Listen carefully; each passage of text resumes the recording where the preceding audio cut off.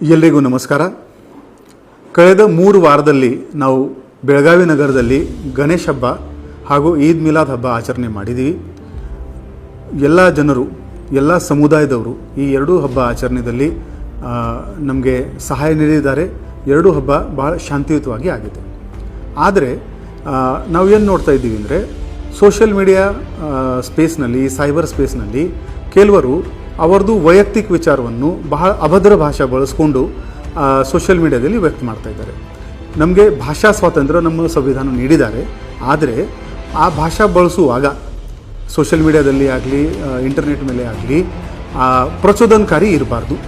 ಇನ್ನು ಮುಂದೆ ನಾಳೆಯಿಂದ ನಾವು 15 ನಮ್ಮ ಸಿಬ್ಬಂದಿದು ಒಂದು ತಂಡ ಬರೀ ಸೈಬರ್ ಸ್ಪೇಸ್ ಮಾನಿಟರಿಂಗ್ಗೋಸ್ಕರ ಇಟ್ಟಿದ್ದೀವಿ.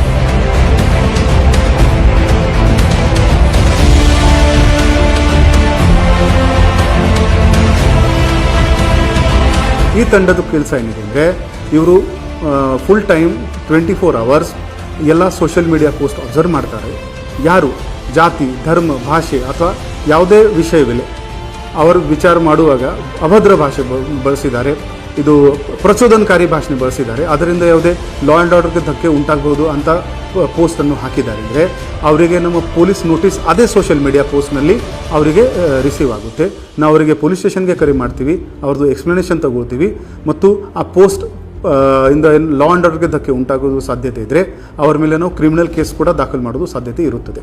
ಆದ್ದರಿಂದ ಎಲ್ಲ ಬೆಳಗಾವಿ ನಗರವಾಸಿಯರಿಗೆ ನಮ್ಮದು ಕೋರಿಕೆ ಇದೆ ಅಂದರೆ, ನೀವು ಸೋಷಿಯಲ್ ಮೀಡಿಯಾ ಪೋಸ್ಟ್ನಲ್ಲಿ ಯಾವುದೇ ಮಟೀರಿಯಲ್ ಹಾಕುವಾಗ ಸ್ವಲ್ಪ ತಾಳ್ಮೆಯಿಂದ ಹಾಕಬೇಕು. ಭಾಷಾ ಪ್ರಯೋಗ ನಿಮ್ಮದು ಸರಿಯಾದಿರಬೇಕು. ಯಾವುದೇ ಪ್ರಚೋದನಕಾರಿ ಪೋಸ್ಟ್ ನೀವು ಹಾಕಬಾರ್ದು.